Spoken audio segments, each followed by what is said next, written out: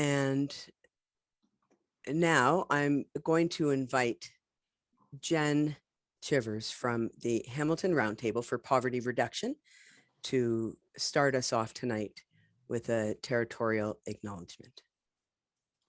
Thanks, Deirdre. I think we all would agree that before we begin this important conversation, it's essential to ground it in the acknowledgement that from wherever we are joining tonight, that those of us who are non-Indigenous and settlers and guests on this land, we acknowledge this reality, and the traditional lands on which we stand is even more important now as another horror of Canada's residential school system is revealed. The loss of 250 children's lives must be acknowledged and grieved. These children, some as young as 3 years old, were taken from their families and placed in the care of the residential school system, only to die there alone without parents or kin. And so in seeking reconciliation and with gratitude, I acknowledge that I stand tonight in Burlington, from the lands of the Anishinaabe to the Attawandaron, to the Haudenosaunee and the Métis. The lands surrounding the Great Lakes are steeped with Indigenous history. We acknowledge and thank the Mississauga and the New Credit First Nation for being stewards of this territory. If you're aware of someone else, if you are somewhere else, pardon me, and you know the traditional name of the territory in which you are seated, by all means, feel free to please unmute and to say it out loud, or to say it in the silence of your hearts. We're grateful to the Indigenous peoples of Turtle Island who have created these lands since time immemorial. We hold our hands up to their amazing resistance, resilience, and strength in the face of ongoing dispossession and colonial violence. We stand in solidarity with murdered and missing Indigenous women, girls, transgender, and two-spirited people. To acknowledge these lands is to take one step in demonstrating our commitment to beginning the process of dismantling ongoing legacies of settler colonialism. May we bring the same commitment and spirit of truth-seeking and reconciliation to our conversation today. And so be it. Back to you, Deirdre. Thank you. Thank you so much, Jen. I apologize for the ringing. It's a good thing. People are entering the room if you can hear that sound.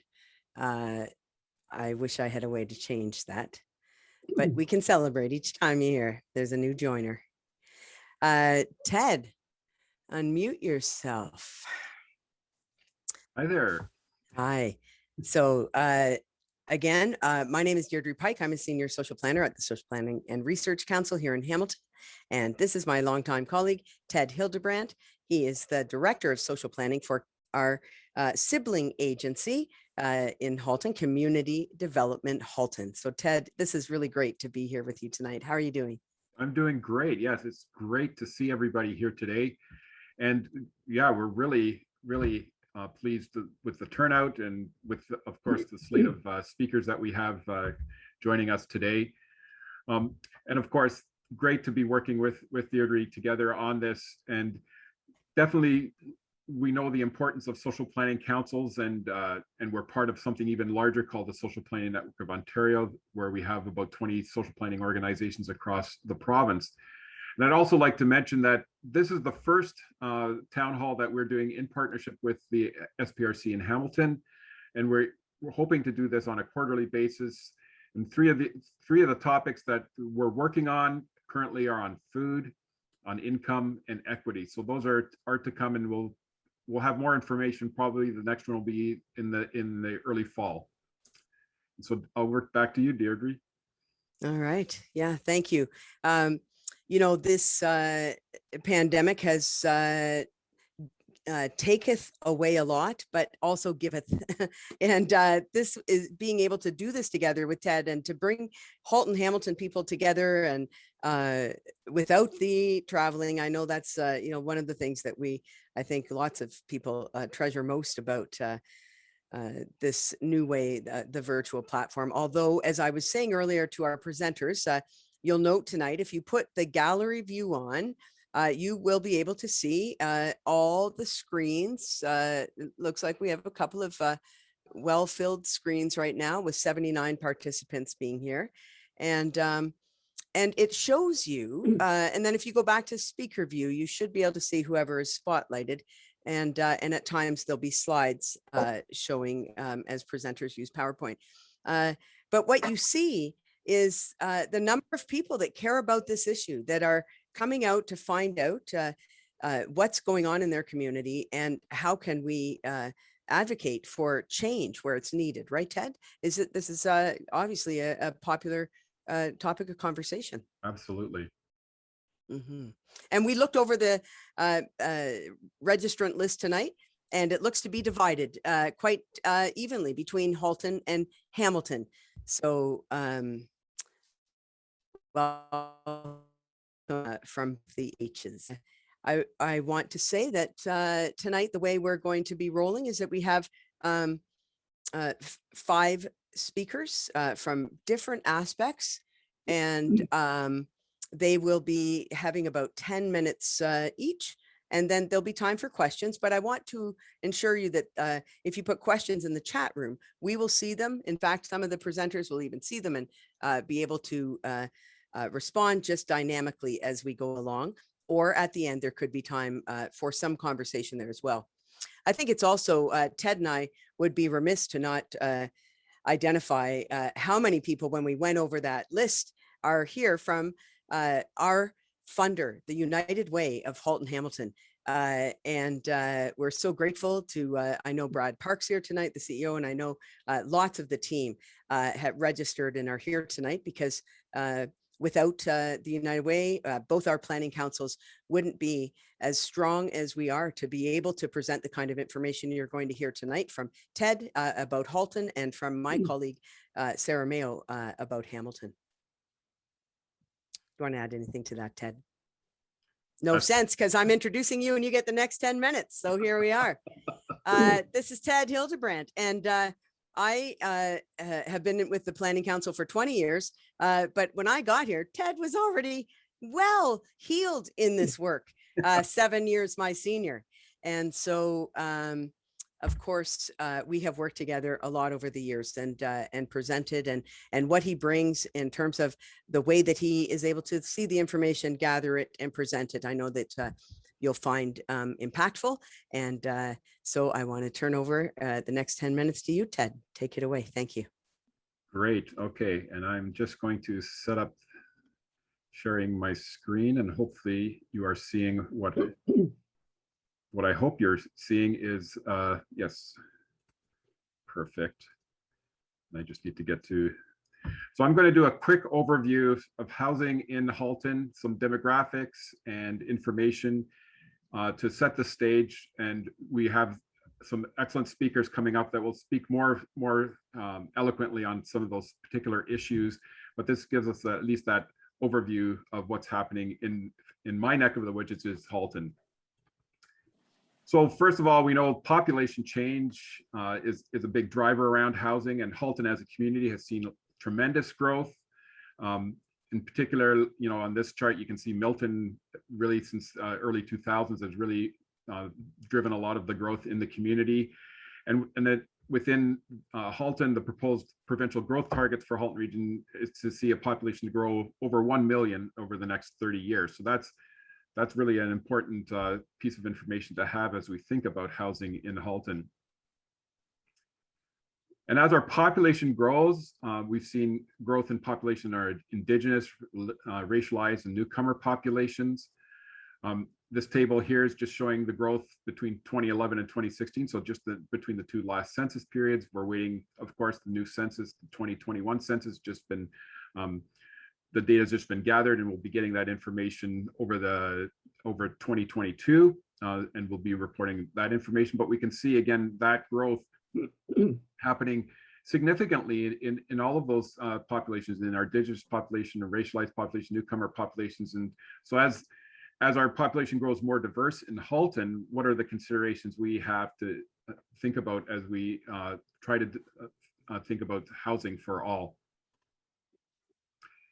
And another part, and I'm maybe not quite at that stage yet, but we have an aging population, and we've seen, of course, growth in the number of seniors, those over 65 in particular, and we have about 82,000 seniors, which is about 15% of the population in Halton. Of course, this is the baby boom generation reaching this stage of life, and people are living longer, especially the 85 plus, and they account for about 14% of the senior population in 2016. So again, how do we plan our housing options for a growing older population is going to be really critical. And part of that is of course, we're seeing an increase of one-person households, so people living alone. And this has really transformed many aspects of our Canadian society, especially the housing market, where there's been growing demand for smaller individual living quarters, and as well as the retail market as it adjusts for this kind of solo living. And so you can see within our municipalities in Halton, Burlington in particular pretty well mirrors what the trajectory has been in Canada in terms of the percentage of the population that is one-person households. So in Burlington, you have about a quarter of the households that are one-person households. And when we look at who is living alone by sex and age group, we can of course see that dynamic as people age. You see particularly females as they live longer. That's just the unfortunate. That's just the reality. But they're also seeing an increase in the number of females that are living alone that are seniors. And so, how does this phenomenon impact what we consider as we look at various housing policies and options? The other aspect, of course, we know that Halton has many communities in the GTA. It's a commuter community.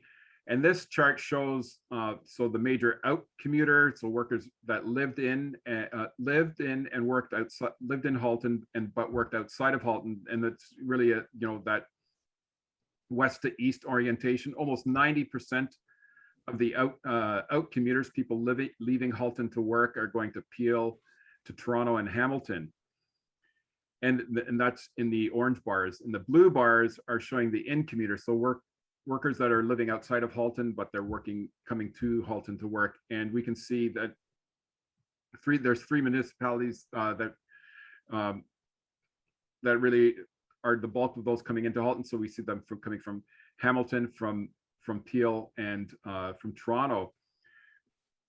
And in fact, in 2016, about 35,000 Hamiltonians worked in Halton, representing 51% of the people that were leaving Hamilton to work outside of Hamilton.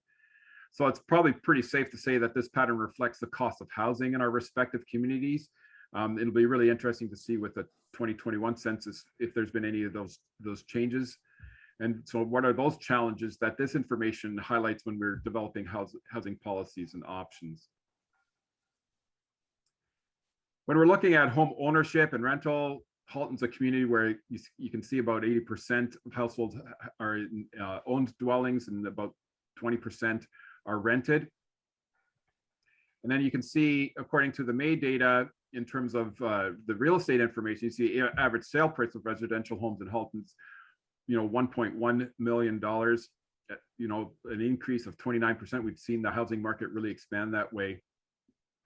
And in terms of rental accommodations, average rent in Halton is just under $1,600 a month and a vacancy rate of 2.3%. When we're looking at new affordable housing sales, this is information from a new report that just was released last week from Halton Region, which is the 2020 State of Housing Report. And so affordable housing is housing with a market price for purchase or rent that is affordable to households of low and moderate income, spending no more than 30% of their gross household income on housing without government assistance. And so Halton's housing model gathers various information, including household income, spending, costs, and average rents from a variety of sources. And that analysis then generates those thresholds. And so you can see the threshold for 2020 was 409,000. And so, and we can see the number of affordable units in Halton that were created was about just about 26%. And so that really obviously provides a challenge for those looking for affordable housing options.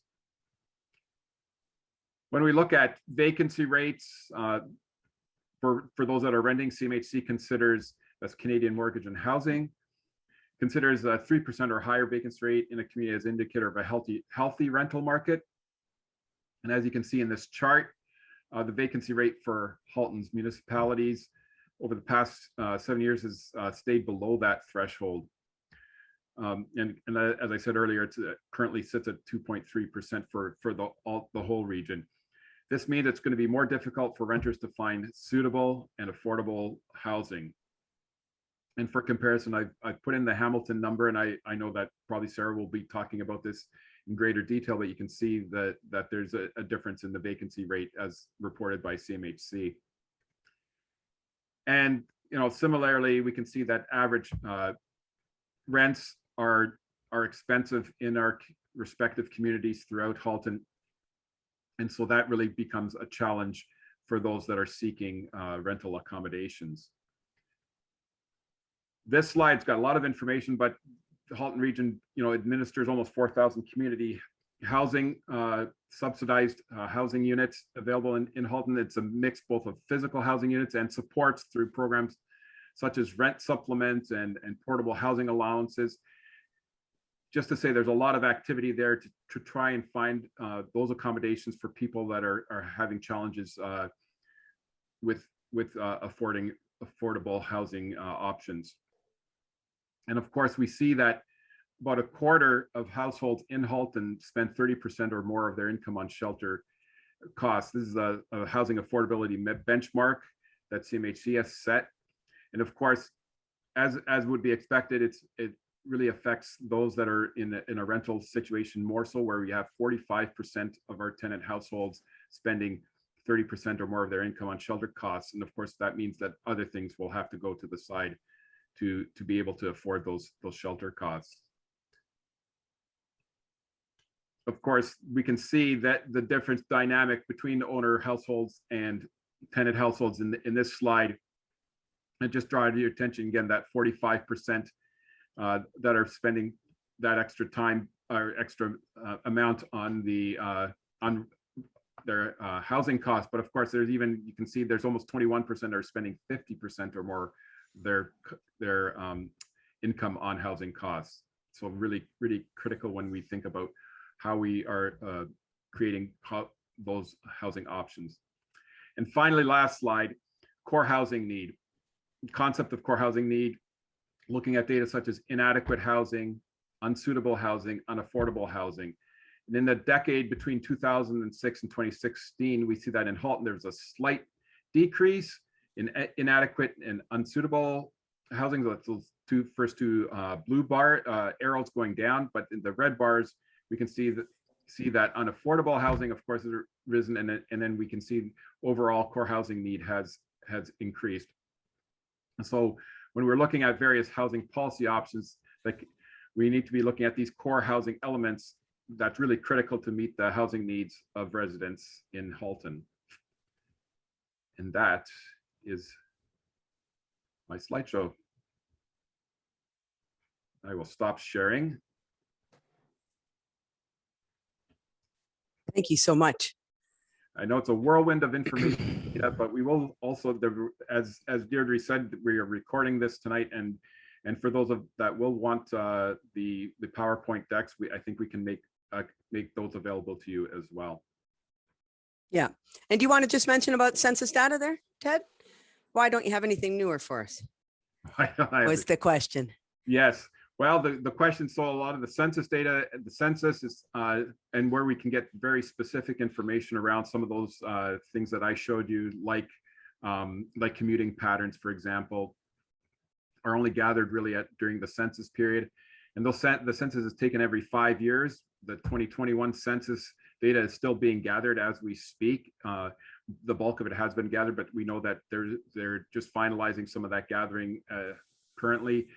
And the release cycle for the 2021 census begins in February, but information related to housing doesn't come out till later in the year. Over the course of from February to November, the end of November, there are 7 release cycles, and I think housing is in that last release, which is at the end of November 2022. Great. I bet you could talk all night about that. Well, thank you so much. And if there's more questions or anything for Ted, certainly there could be some time for that. And speaking of data, I'd like to now introduce my colleague from the Social Planning Council, Sarah Mayo. And Sarah has been for over a decade a social planner here at the Planning Council in Hamilton, but she has a specialist area, and that's geographic information systems. And so, you know, she, you know, you might even say, like, when we work together, she's the head and I'm the heart, because she'll do the data collection that's more numeric, not it's not a heart. Or am I missing a head? But then I do quality, speaking to people to get the stories and see how they work together. So that's a little insight into how we work together. But tonight I'm leaving this all up to Sarah, because she's the expert in this. So thanks so much for being here tonight. Thank you, Deirdre. I hope it should be switching to presentation. Okay, so I'm going to concentrate on the rental housing crisis in Hamilton. There's problems in ownership too, but I think the rental housing crisis doesn't get enough attention, and I think it's more severe. And it also, renters are obviously people who generally have lower incomes, experience more types of marginalization, and so deserve more attention and solutions.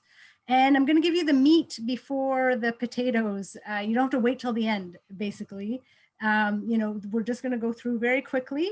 It is recorded, so come back to it. But basically, the reasons that we're having a rental housing crisis is lack of tenant power, growing demand, lagging housing stock, family rental housing units, which are basically impossible to find, social housing vanishing from government budgets, financialization of housing, the housing becoming a center of profit instead of a human right is another very important reason. I'm not going to cover it tonight because we don't have time.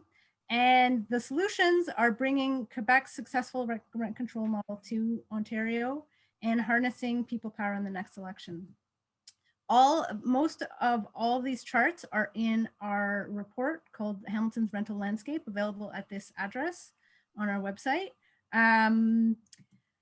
And this is kind of what Ted showed. Rental housing is going very high, much higher than inflation. And so I'll skip that one since we already kind of covered it in the last one.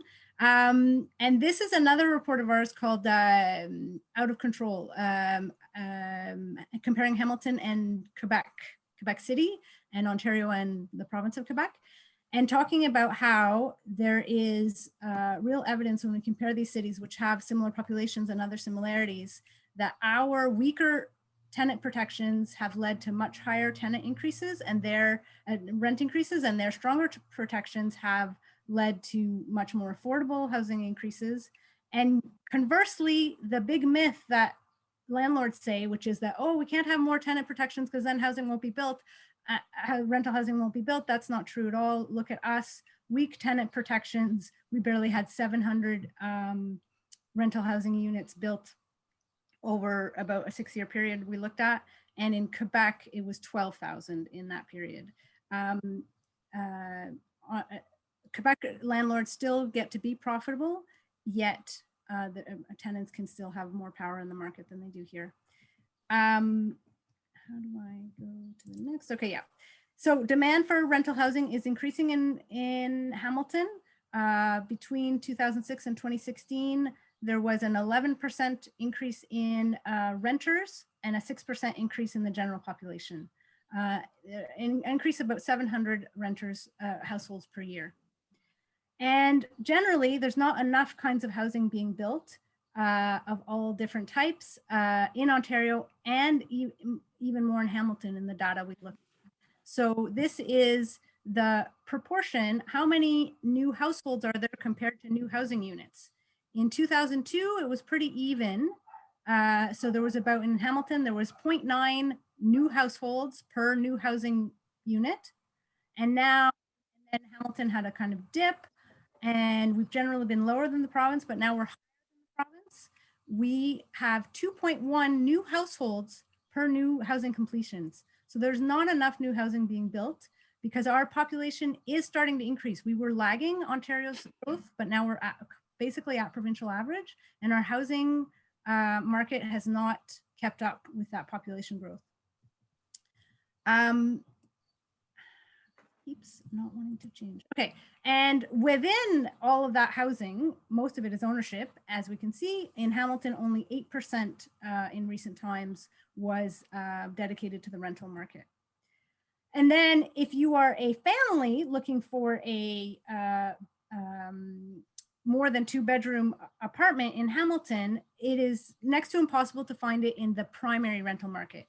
Rental units that are dedicated, that were purpose-built as rentals. So it could be townhouses, it could be large apartment buildings. There is basically about 2,500 of those units in Hamilton, compared to overall in Hamilton, we have about 22,500, a bit less households.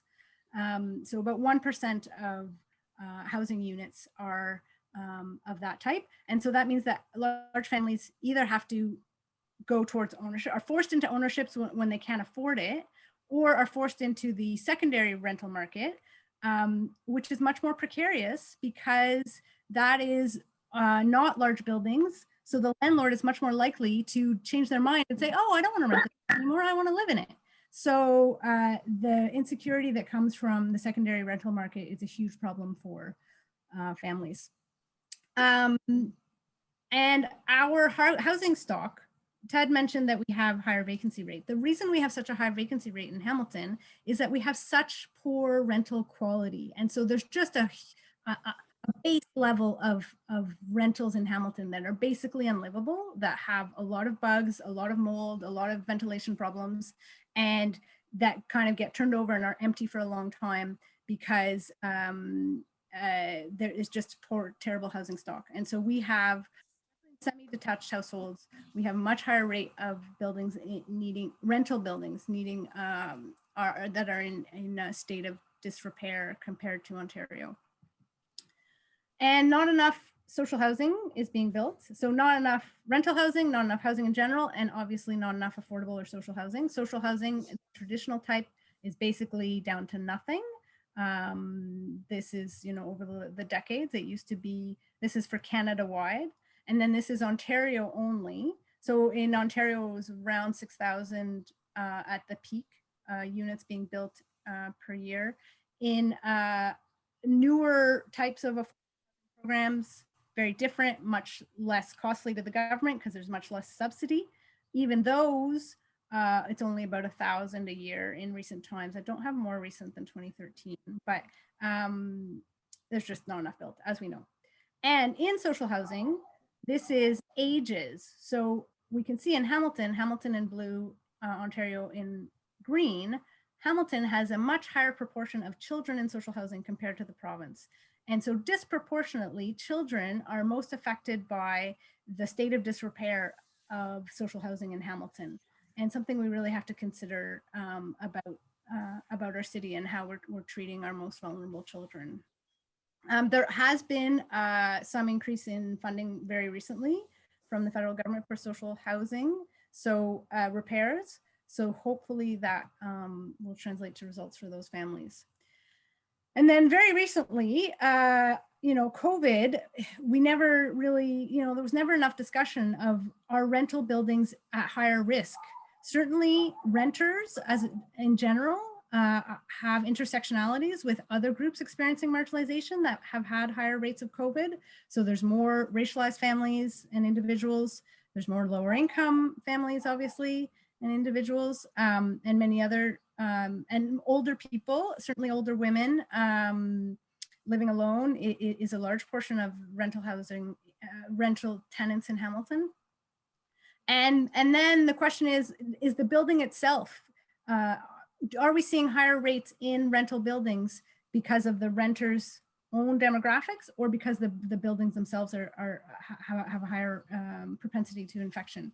So that there was 3 rental buildings that had outbreaks, and there was, reporting by the Hamilton Spectator that talked about how there's a possibility that some of it was because of the actual buildings and the disrepair, the fact that only one elevator was working, so there was a lot less social distancing possible.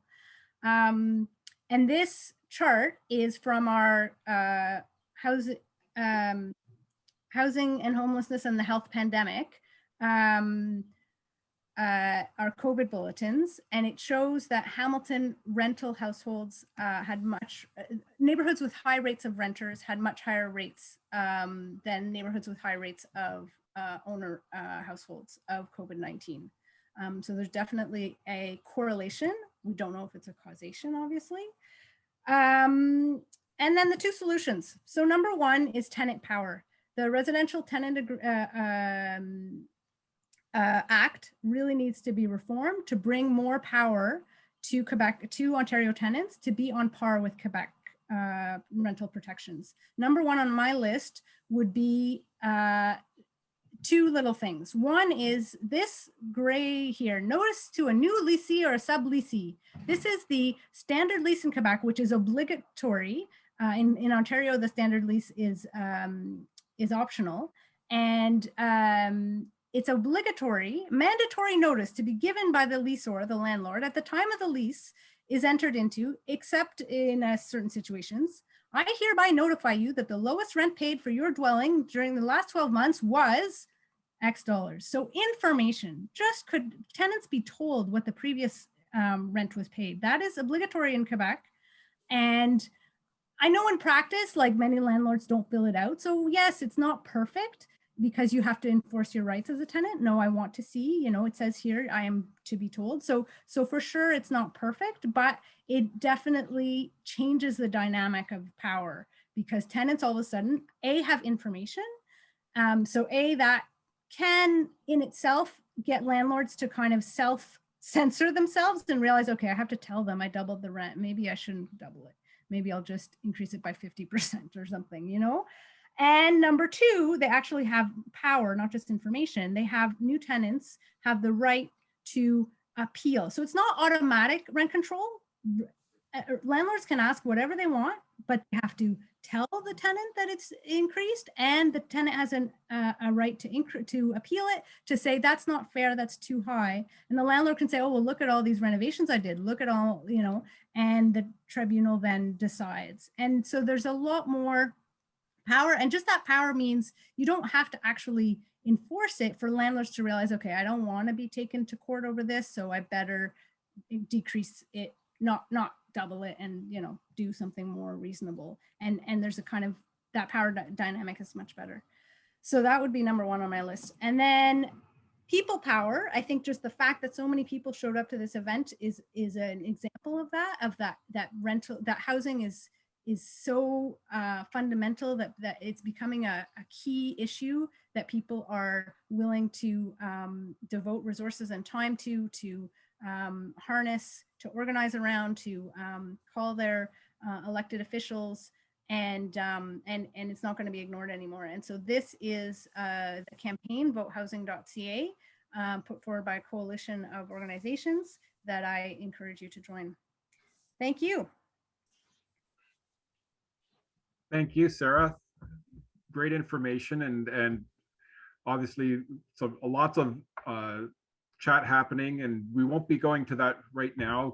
We're wanting to get through to our presenters, and then we will provide a time for Q&A after all of our presenters. So next up is Angela Chavez, who's with HMC Connections in Halton. And Angela has been working at HMC Connections for 14 years.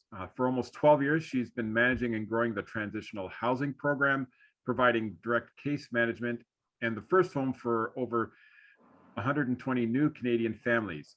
She has been an active advocate for housing affordability in Halton, participating in many committees and groups to create awareness of the pressuring need for accessing dignified and affordable living. She is currently the president of Affordable Housing Halton and she is responsible for transitional services at HMC. And so off to you, Angela, with your presentation. Thank you so much, Ted. Thank you, Sarah. Thank you to the Social Planning Council of Hamilton for this invitation. I will start my presentation saying that I've been involved with housing for about 12 years now. And I've been attending several committees, several meetings through my years.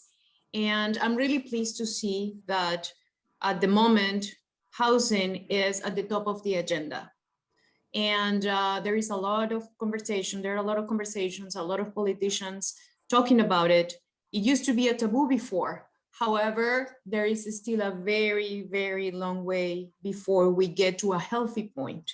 I was just listening to the radio this morning about these dwellers at the Trinity Wellwood Park in Toronto and the clashes with police and advocates because the police and the city of Toronto want just to remove the tents and they don't have a place to go. So the Toronto government is just saying that this is not a safe place to be, but there is no other place. So fortunately, Halton has not get to that point.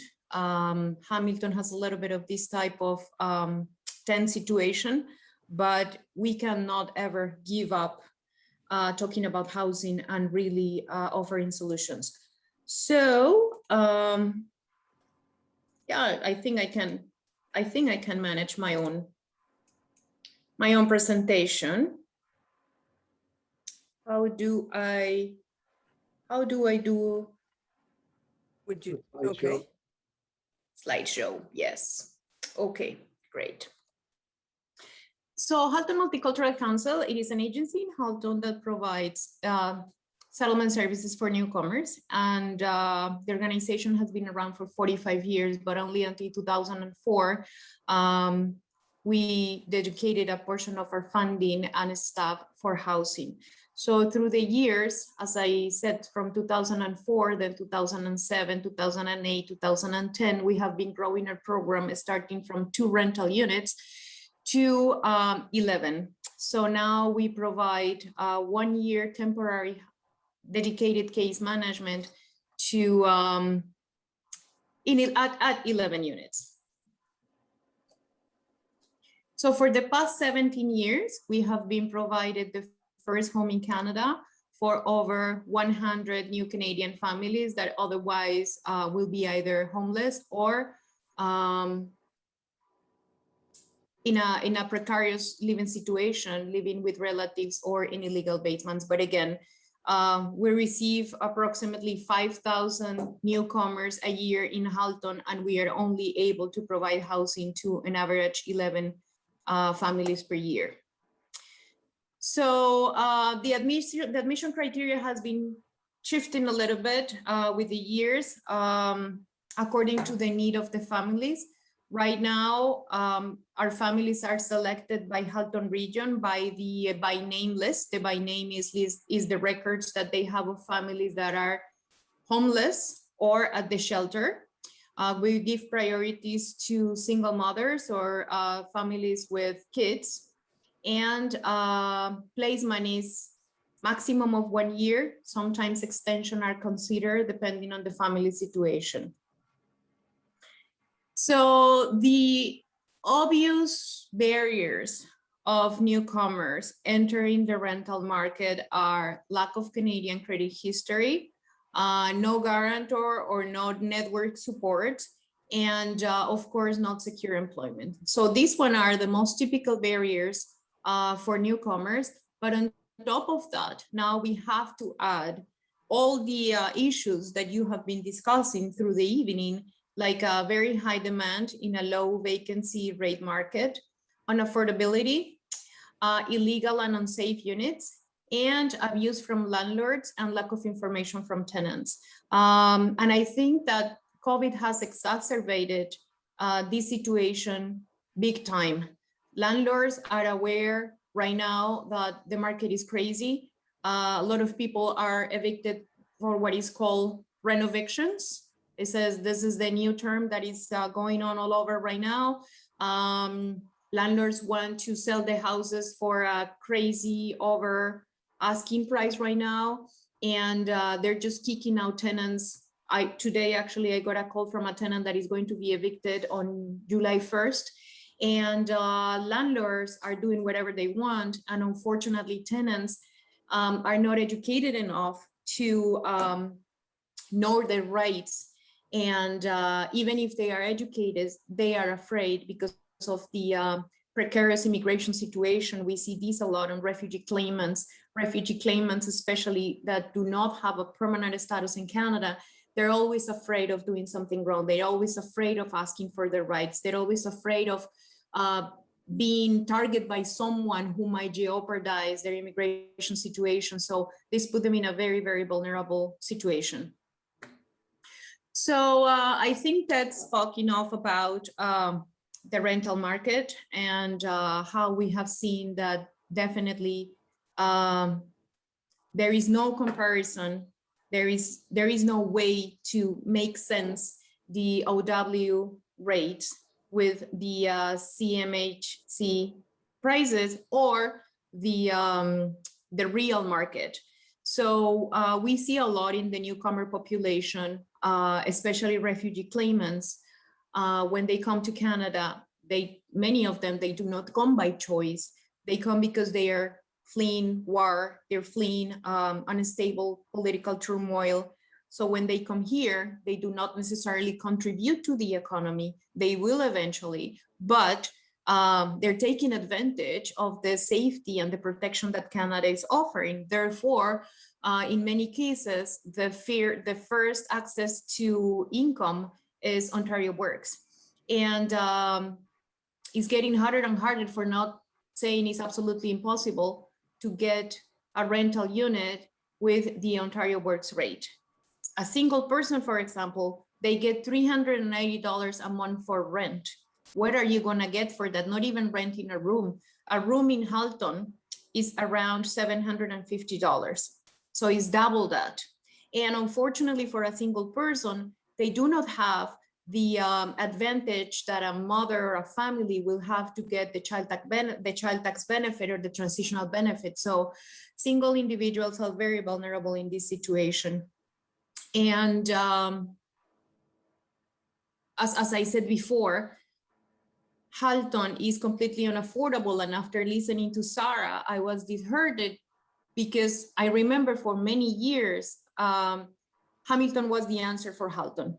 Hamilton was the place where you could easily find housing, you could easily find affordable housing. So there was a period in my work, let's say about 2007, 2008, when it was easy to move a family from Halton to Hamilton, convince them that the market was lower, because indeed it was, healthier vacancy rate. But unfortunately right now, being a local agency, we have been created in finding opportunities way far from Halton, even beyond Waterloo region, trying to find affordable opportunities for our newcomers. So as I said before at the beginning of this presentation, I'm really happy and really pleased to see that the topic is on the table right now. I don't see a solution, unfortunately, anytime soon.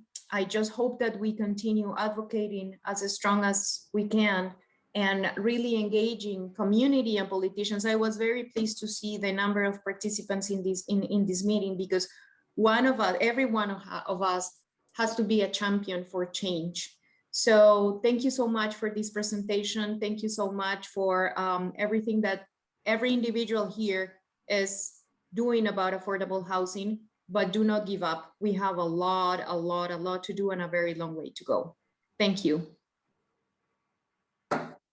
Thank you for that, Angela, and thank you for that perspective. And I've worked with Angela for many years and know that her passion, especially when it comes to newcomers and finding affordable housing. And so next, another colleague of mine from Halton, Garth Brown, who's going to be talking from a slightly different perspective, but also a very strong advocate around affordable housing. So Garth is a resident of Oakville, and he's been building legal secondary suites and homes since 2012. The majority of the new apartments he's created have provided housing for applicants on Halton Region's housing wait list. And Garth's focus has and always will be building affordable housing affordably. Garth has just attained a building permit to create a lodging home in downtown Hamilton. So he's also not only working in Hamilton or Halton, but also in Hamilton. And that lodging home is to serve men who've been residing in shelters. So Garth, over to you. Thank you very much, Ted, and thanks to Deirdre, to Ted, and to the co-presenters. I'm learning a lot as I listen to your sharings, and Angela and Ted and I go back 10 years ago, I guess, when the wait lists in Halton were half of what they are today, and the wait times were less as well. So things have changed, unfortunately, in the wrong direction, but I do believe that there are opportunities to move forward. I guess my elevator speech quickly would be that we can find solutions to affordable housing by reaching out to homeowners. And respectfully, I realize the 83 participants currently on this and those that will watch the recording are not all homeowners, but you certainly know people who are, whether they're family members, friends, neighbors. Fortunately, we're in a position where bylaws are changing very rapidly to allow for more legal secondary suites to be built in or on properties, in homes or on properties. And as a result, it gives us a great opportunity to explore how we can leverage those new units and dedicate them to families and individuals on the wait list. I think there's an understanding and an interest at municipal levels in various parts of Ontario. And it's, again, advocacy that's going to make a difference in Hamilton and Halton to encourage our elected officials to see if we can make sure that a large percentage, a very dramatic percentage of those new units are committed to people coming from the wait lists or those of low income who can benefit from them.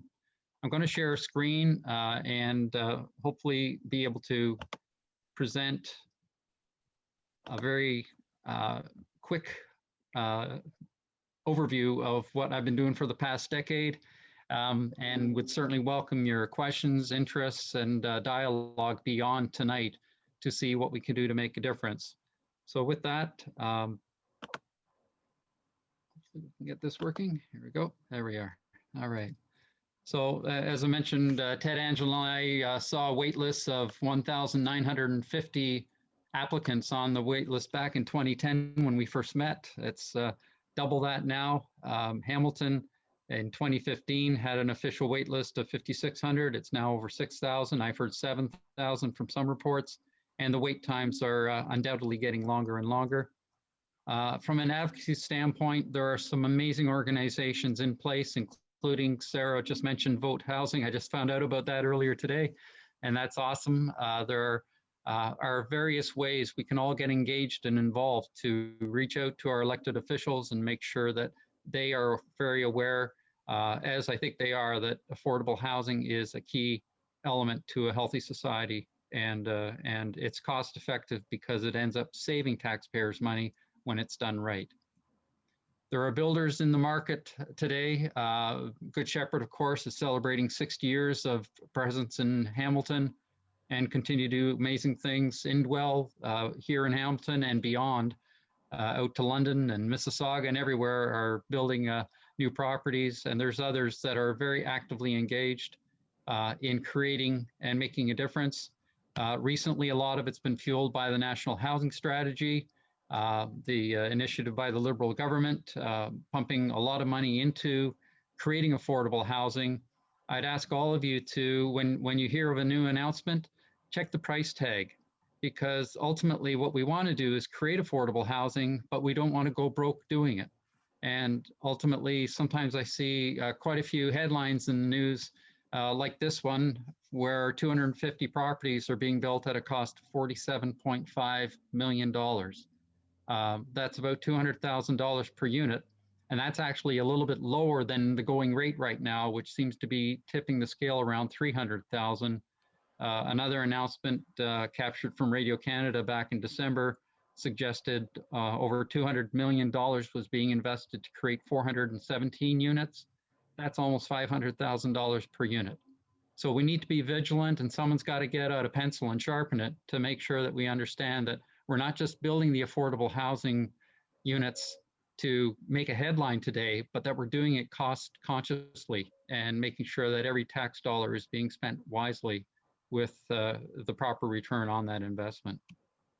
What shocked me was the housing manager for Toronto, Abigail Bond, was on a webinar last summer, and she announced something that shocked me to the point where I called her or emailed her the next day, and she sent me the link to this report. She shared that up until 1980, there had been 250,000 purpose-built rental units created in the city of Toronto. Since 1980, there had only been 18,000 built. And I think Sarah mentioned it and related in a couple of her slides that the decay, if you will, of government involvement in social housing is really where we find ourselves today.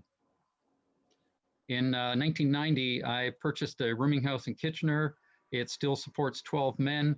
I've not raised the rents in those 3 decades. The fellows on OW pay $390 at this point. People on ODSP pay the $497, which is the rental amount. And it works out. Most of the guys there have been there over a decade, and a couple of them almost 20 years now. So it's home sweet home for them. We have a congregate home in Oakville that we've had since 2011 that serves men. And it's tremendous because both properties have great outreach supports being provided by agencies. And I think a key component in all of this, and Angela's a walking testimony of it, and that is that without the right supports, affordable housing is just bricks and mortar. There's got to be other supports provided to residents to make sure that they can move forward in their lives, whether it's education, job skills, language skills, and other components that make their lives fruitful in every way possible. I sat as a volunteer on HMC's Housing Transition Committee back in 2012, well, for a few years now, but in 2012, as Angela mentioned, there were several applicants for the 1 unit coming available. We provided it for 1 family, but the other families went back on the wait list. So using what the city of Burlington had given us was an outline of all of the properties that were pre-qualified for a legal secondary suite. And keep in mind, this was 2012. All those properties in red, and this is just one little segment of Burlington, but all of those properties in red tomorrow could create a legal secondary suite. And if 1 out of 10 homeowners in Burlington alone moved forward and created a suite and provided it for someone on the wait list, we would no longer have a wait list in Halton. And the same significant change can happen in Hamilton, can happen throughout Canada. So in 2012, I went out and I bought a house. And the day we got possession, a family off of Angela's wait list moved into the 3-bedroom on the main floor. We made designs, and it was my first foray into legal secondary suites, but we'd created a basement unit, took out the shag rug and the wood paneling, and 3 months later, a woman and her daughter moved in from escaping an abusive relationship, and to see the look in their eyes and the weight off their shoulders made everything worthwhile. Other properties we built since are really cool and provide service, not just for parents, but for the kids. And the kids are able to live in subdivisions. This is a scattered site model, so not everybody's in one concentrated building. And so the kids get into school, they love the neighborhood and the neighbors, and it really is an amazing journey. All of the families who have been placed in the homes we've built recently that weren't transitional in nature are the same families that moved in on day 1. It's a system that works and prevails. Lately, we've been looking at additions to homes. This is about a 500 square foot addition that could be created as an attachment to an existing, it's a side split in this case, and it would be a 1-bedroom model with a 3-piece walk-in shower, shared living dining, lots of natural light, ground floor access, mobility friendly, perfect for many of all ages, but in particular, 1/3 of the 3,500 applicants in Halton are seniors. So there's a real need to find solutions for seniors And some homeowners who live in a larger home than they need right now are looking at this as saying, this is where I want to move to, because this is how I can spend the future and still enjoy my neighborhood, my family, be close to my doctors and everything without having to sell and disappear to another city or region. In Hamilton, there's been an extensive residential zones study that is continuing, and hopefully we'll get new direction and new bylaws in place for all of Hamilton, not just the core, so that legal secondary suites can be built everywhere. There's an outline of different types of suites, and again, a pictorial. I won't spend too much time on it. In Welland, you can actually build 3 secondary suites on one property, because Niagara Region is one of the most impacted for affordable housing need. Welland has stepped up to the plate, and they've offered multiple units per property with some conditions being in place. And both Niagara Region and Waterloo Region offer a $25,000 forgivable loan to homeowners who create legal secondary suites for low-income families or individuals when they do so. So there's amazing financial incentive and innovations coming from municipalities. A lot of benefits to secondary suites. I won't spend time there. But again, I believe private sector can create the opportunities to make a difference in their own backyard, literally, and enjoy greater revenue, greater home equity, and really make a difference in the family that they support in the process.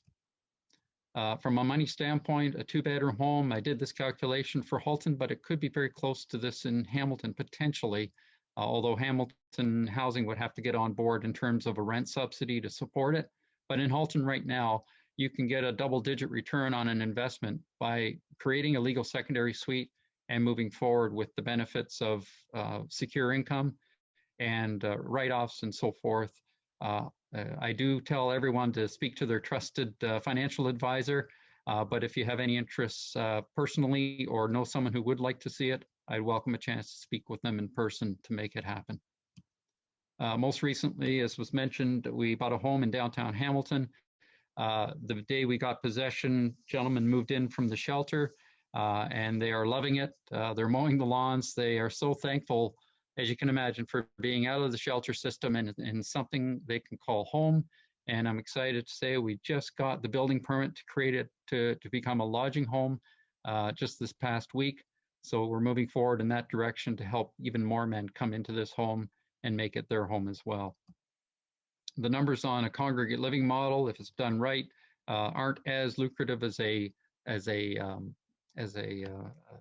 secondary suite, but it's still a sustainable return on investment. And the guys pay $500 a month for their room, and that's amazing. In Hamilton right now, I've heard the going rate is $700-800 or more just for a shared accommodation. The real benefit, as I mentioned earlier, is to create affordable housing affordably. Anytime you hear of an announcement of new development being built and there's going to be 10% or 10 units given for affordable housing, the developer is not doing that out of the, out of pocket. The government is actually providing anywhere from $150,000 to $300,000 of our taxpayers' dollars per unit to make that happen. In this case, because the homeowner is creating the unit and benefiting from the cash flow and all the good things that go with it, there is no cost to taxpayers. As I mentioned, Waterloo Region, Niagara Region, there is an incentive for people to move in this direction. But right now, even without the incentive, people are doing this in your own backyard, in your own neighborhoods, because they see the benefit for the families that they're affecting, and it makes a difference. So my hope is that we can move forward to invest in homes, invest in people. This is a draft. I've spoken to many of the groups on this page here, but we haven't got anything firm moving forward at this point. Ultimately, governments can move forward and be the forerunner for this in creating incentives, both financial and moral, for homeowners to get on board. If they don't do it, then I may do it. The company I've had for the last few years, egality.ca, is focused on creating affordable housing and making it happen so that there is dignity for everyone when it comes to housing. The website I've got provides directions for homeowners and others to pursue and consider. And I've updated as much as possible because it's a constant changing door right now for various regions to encourage awareness and help people navigate the system so they know where to turn if they want to inquire about creating a legal secondary suite and providing it for low-income people in their homes. My information is here. And with that, if you have any questions, I'll be happy to answer them now or later as the moderators wish. Thank you very much, everyone. Thank you, Garth. That was great. So much information, and there is some chat happening there. And I'd encourage you to take a look at that, perhaps even answer to in the chat as we move on to our next speaker, just to be able to stay on time tonight. It's a really nice night out there, and I bet some folks want done at 8. But here's something I want to put out there right now. When we're thinking of our next workshop, if there's enough here that you think we need a second conversation on housing because we don't get enough time for discussion, feel free to, there'll be an evaluation that Ted and I are going to do up and send out, put your feedback in about what else you want to have us gather speakers about in Halton and Hamilton, social issues impacting both of us. So Garth, thanks again. Please, take some time in the chat room there, and we will move on to an advocate from Acorn Hamilton, and that's Darlene Wesley. Now I just have to find Darlene to give her a little spotlight.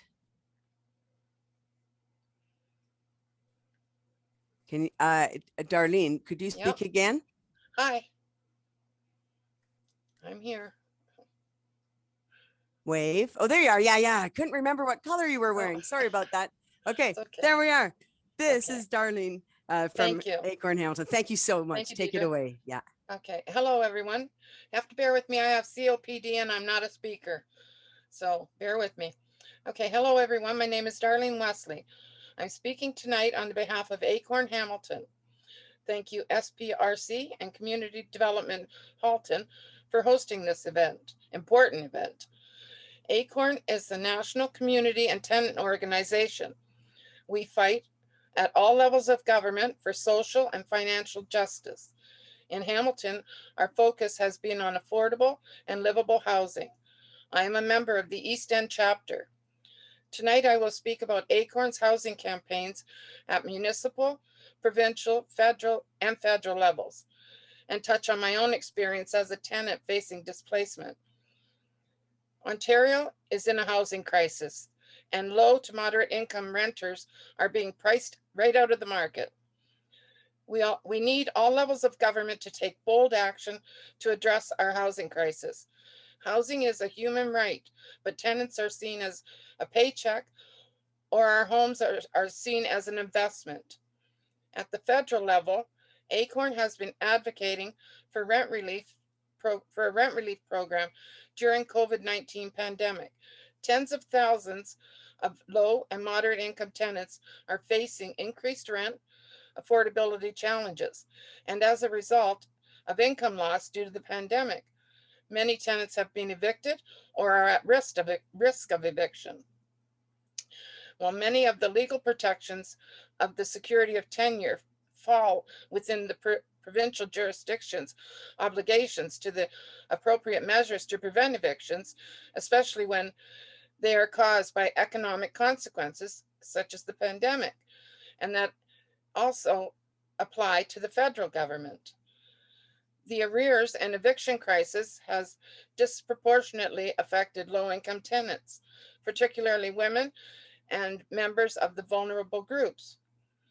Only one province, British Columbia, stepped up to provide temporary rent supplement during the pandemic, and that ended months ago. We are calling on the federal government to urgently initiate a rent relief program to help people in rent debt. In Ontario, the eviction moratorium was lifted for the third time on June 2nd. Also on the federal level, Acorn has been advocating for the feds to close the tax loophole in the Income Tax Act, which gives advantage to large corporations and corporation landlords, REITs, and at the same time is deeply affecting our affordable housing stock. Housing is increasingly becoming a commodity or a financialized asset.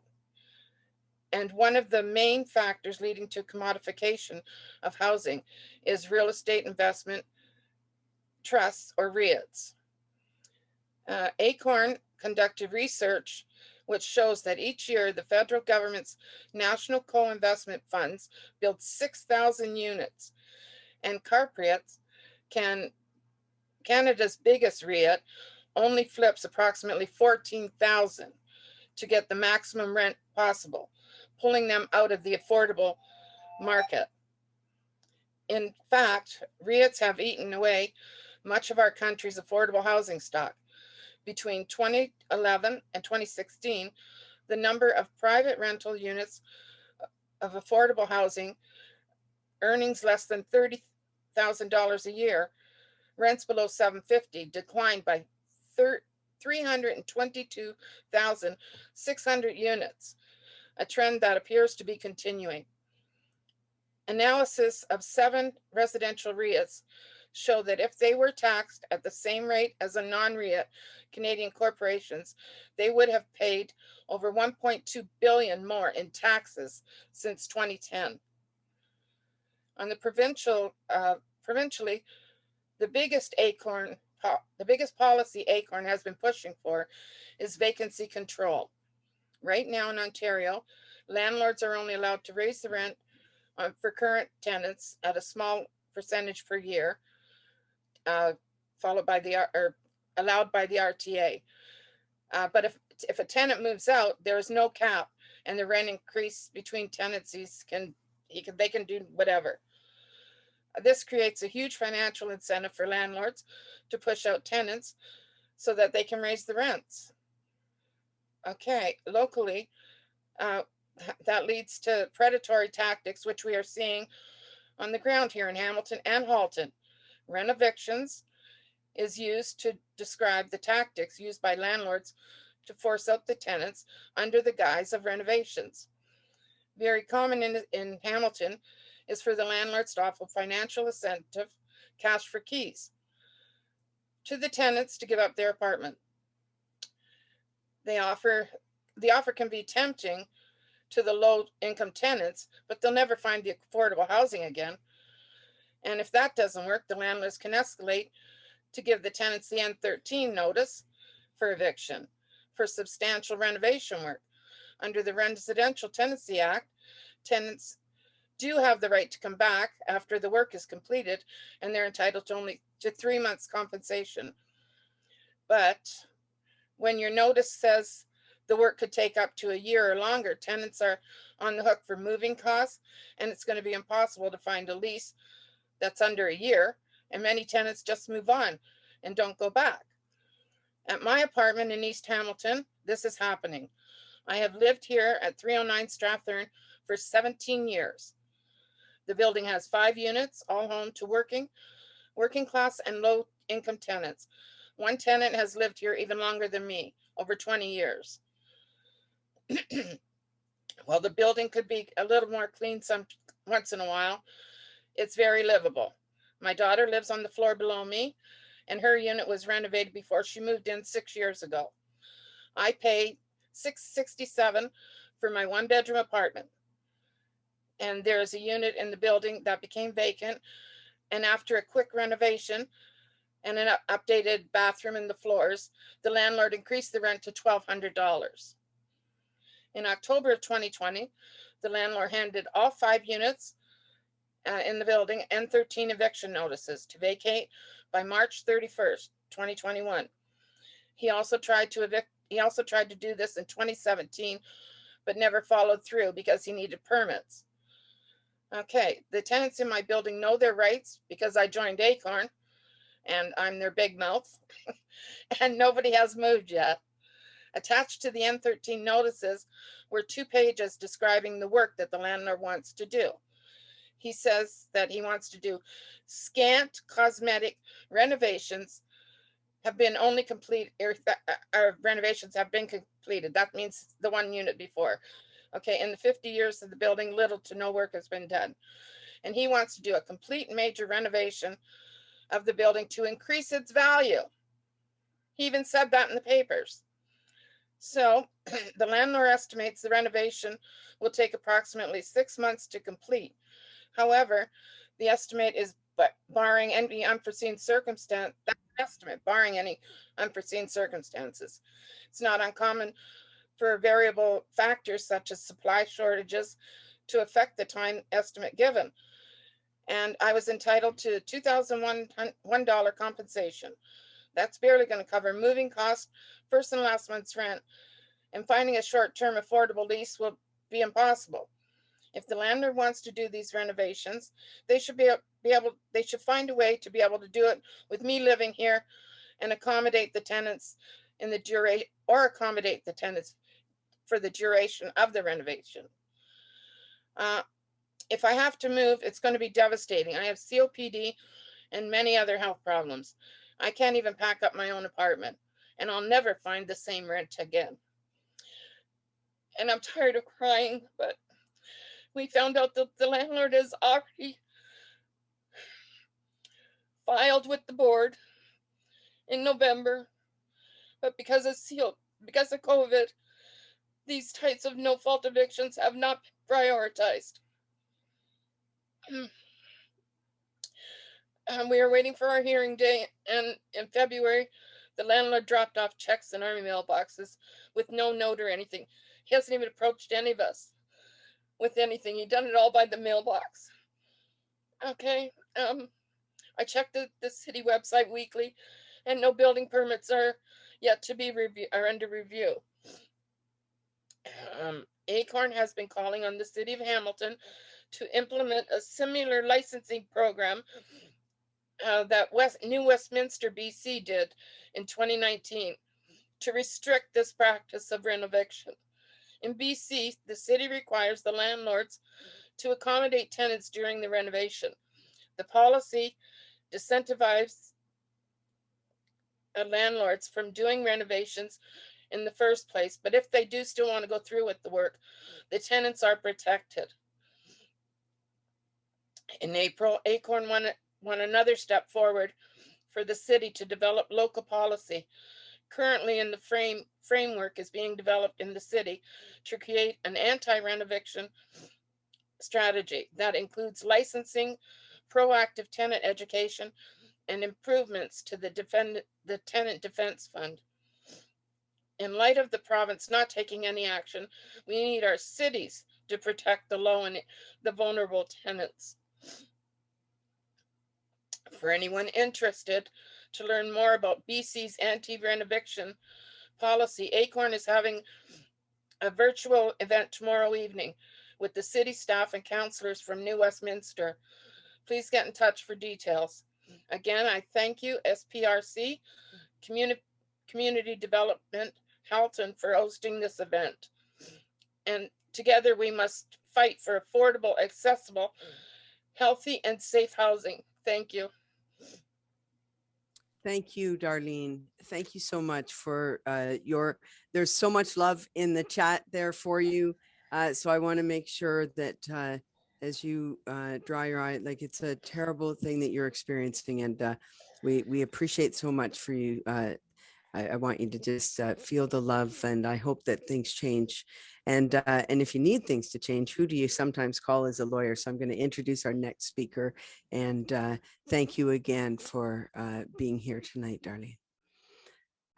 Yeah, and so many people grateful for that story.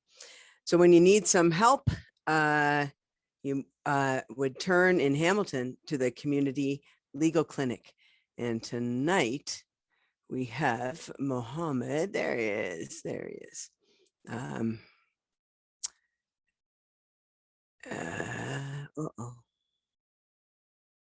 Just the wrong, I'm just in the wrong place to be able to get my, there we are. Sorry about that, everybody.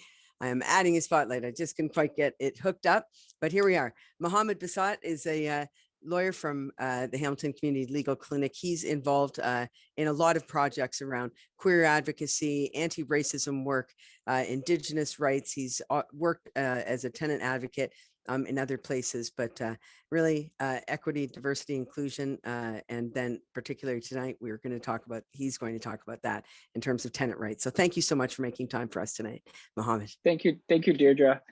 Thank you so much first, Darlene, for sharing that story. You know, in my role, so I'm currently an intake lawyer, and what that means is day to day, I hear the stories of people like Darlene every single day.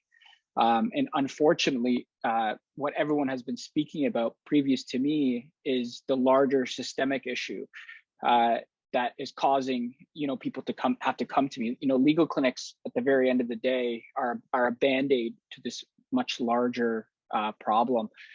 And we're really there to try to patch up what we can, but unfortunately, there is a massive power imbalance between low-income tenants and landlords that have unlimited financial resources. You know, the N13 and the N12 process, in my time before I worked at the Hamilton Legal Clinic. I worked as duty counsel at the Advocacy Center for Tenants Ontario, and those are two applications and notices that I've been seeing rise year over year, because landlords are seeing that this is the easiest way to get a tenant out. And unfortunately, the way the RTA is written, the way the legislation is written, it makes it easy for landlords to get tenants out. The way it's set up is that there's, you know, without explicitly saying it, there's this presumption of good faith that's given to landlords.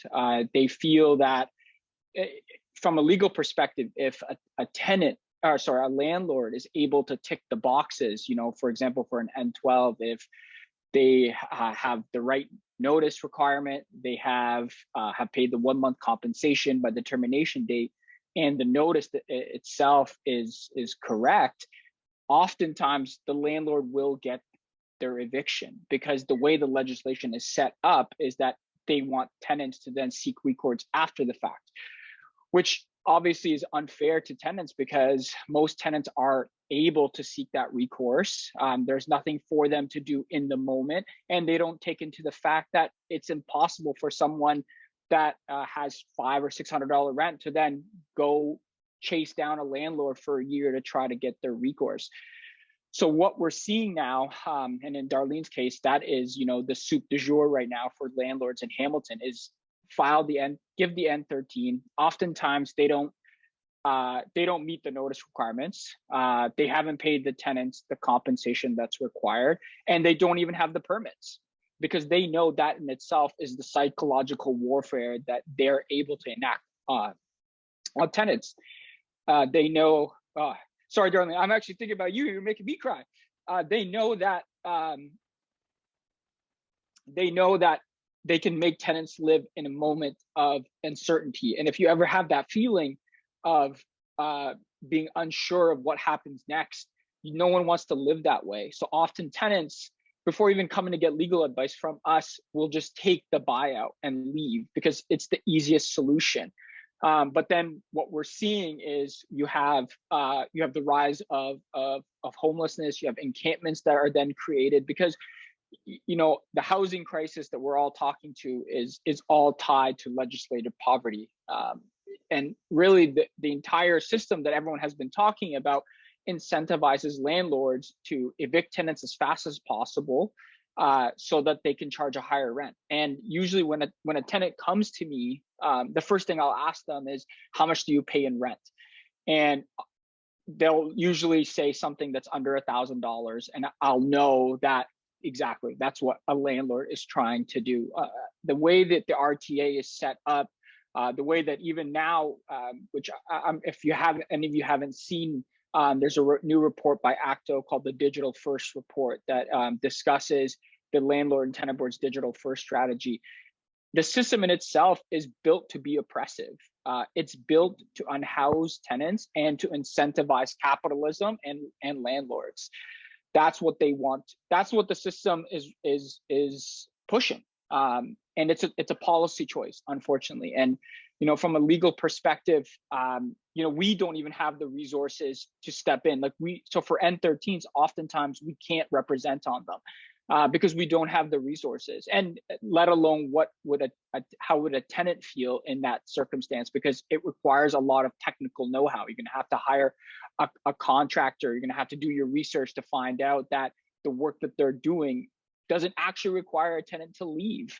And the way the government has done it is they've made concerted attacks on these different pillars. So a couple of years ago they attacked legal clinics by defunding legal clinics. Then they whittled away year over year the RTA and tenant protections, taking away even rent control for new units or newly built units.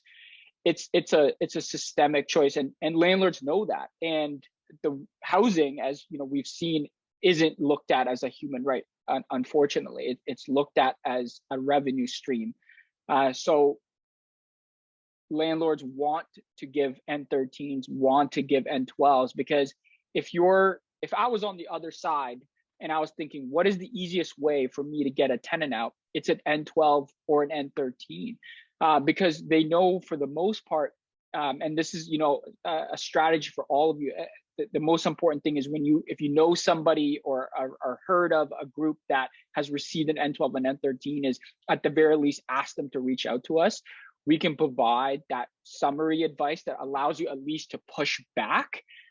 Oftentimes the pushback isn't even enough, because a landlord will just say, okay, they're pushing back, let me just give them a bigger buyout. Because at the end of the day, a landlord is willing to give $10,000 to someone like Deirdre because they know they'll make 3 times that in a month by just getting Deirdre out. It's just an economic calculus that they're making. So landlords are incentivized to do this, and it's heartbreaking from a legal perspective, because at the end of the day, it's a civil system. Which means that the actual applications are judged on what's called a balance of probability, so that all a landlord has to show is what they're saying is 51% likely to be true. And if they check the technical requirements off, they're going to get that eviction. And the legislation has it set up that way. And the introduction of the T5 for bad faith, in my opinion, is useless, because what tenant has the resources to monitor their previous unit for a year before filing? And even if they did file and win, they're not getting their place back. The money that they do win isn't enough. It may last them 6 months. It's a broken system, unfortunately. And while we're here to provide the support on the ground, and we advocate for systemic change, unfortunately, it's a much larger problem that needs to be pushed to the province, that needs to be pushed municipally. So the way the system is set up, unfortunately, it's set up to allow landlords to continue to do this. Sorry, I've rambled on, and if anyone has any questions, please, I can take them right now, or I can even answer any technical stuff that's coming up.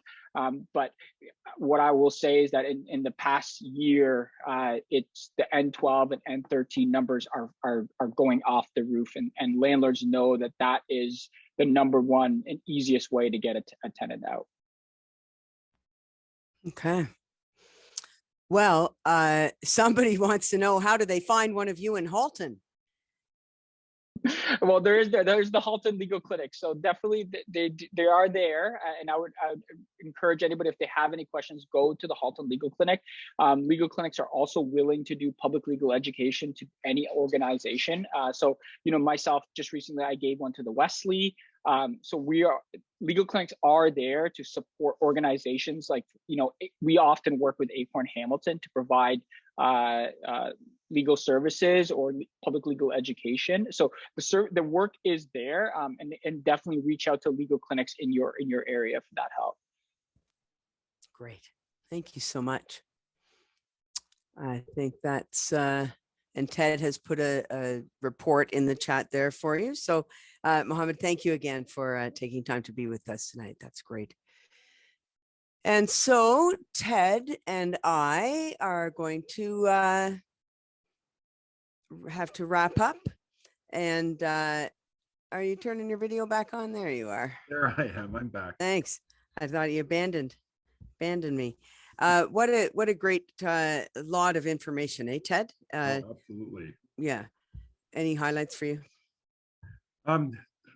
Lots of good information. Great to hear a number of different ways of approaching the issue of affordable housing. And again, thanks to Darlene for that moving story and showing us what the impact is, the real impact is for people in our communities.